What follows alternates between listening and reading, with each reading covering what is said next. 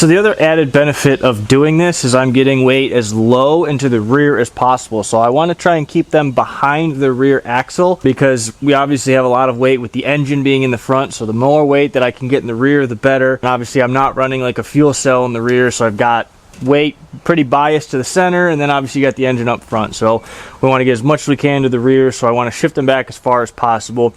I'm still trying to figure out if the way that I design this, if I keep the tailgate, which is in pretty rough shape. I mean, I can always get another one, you know, it's got a dent here. If I keep the tailgate, if I keep them just pushed far enough forward that it doesn't hit them, or I do like the idea of kind of having where you see all the tube work and everything out the rear.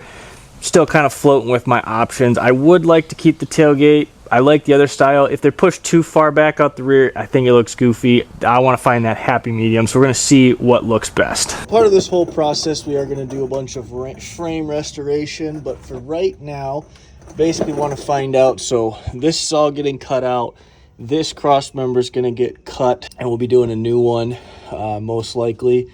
Like this exhaust hanger that's not needed anymore get cut off, but a bunch of work back here. Obviously the spare tire carrier no longer needed, but basically I'm going to find the farthest point back I want to drill, and I'm going to zip a hole, and then that way I know kind of where all my corners are of where I want to start cutting.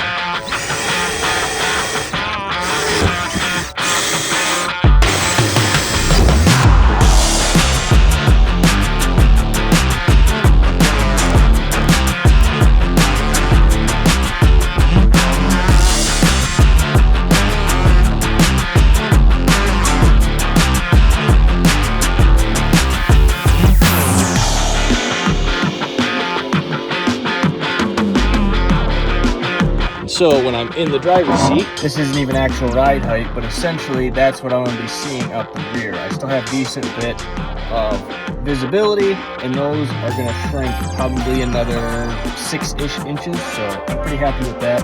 I can actually see what's going on out the rear view mirror.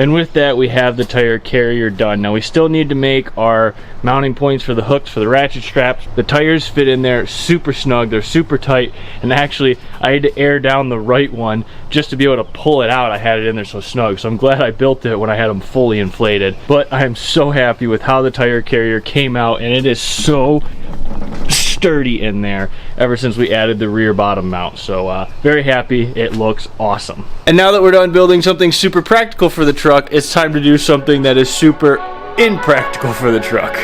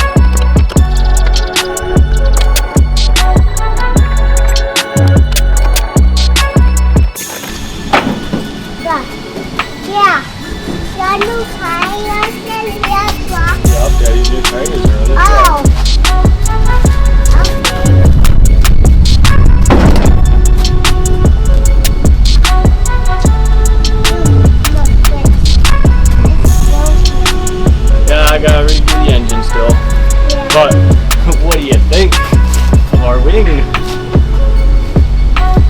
it pretty cool? Yeah. Plum out. Yeah. It's plum out. Yeah.